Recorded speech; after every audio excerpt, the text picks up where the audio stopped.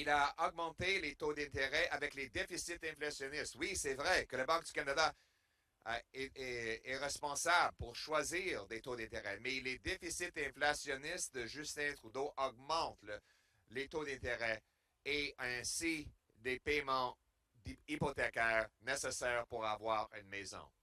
En plus, il continue de donner davantage d'argent aux gardiens de privilèges aux gouvernements municipaux, les politiciens qui empêchent la construction des maisons ici au Canada, avec l'appui de Justin Trudeau, sont responsables pour le fait qu'au G7, on a le moins de maisons par capita au G7, même si on a le plus grand montant de terrain parmi ces mêmes pays.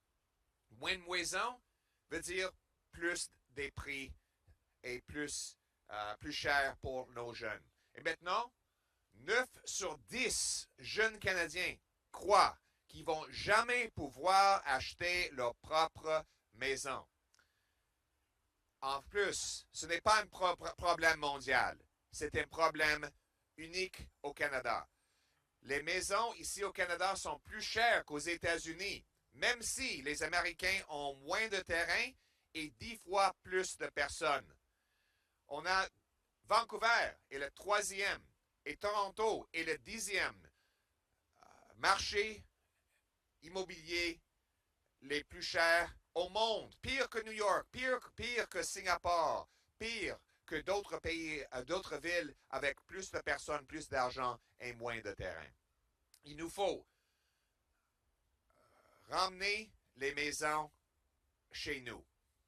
Ramener le gros bon sens chez nous en incitant la construction de maisons. Donc aujourd'hui, j'annonce qu'un gouvernement Poilievre va inciter nos gouvernements locaux d'accélérer la construction de maisons.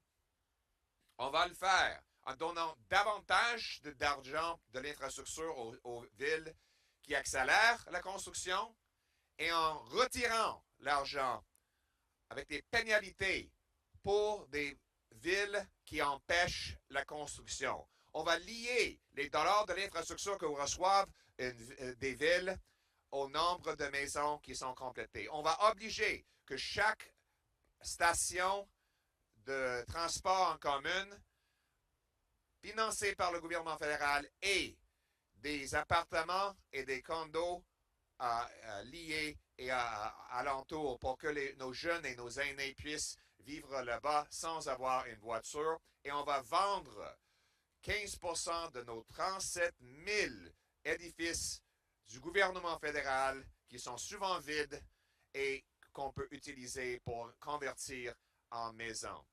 On va inciter la construction des millions et des millions de maisons à travers notre pays en enlevant les gardiens de privilèges aux hôtels de ville comme ici à Vancouver. Ici à Vancouver, le coût du gouvernement dans chaque maison, c'est plus de 600 000 $.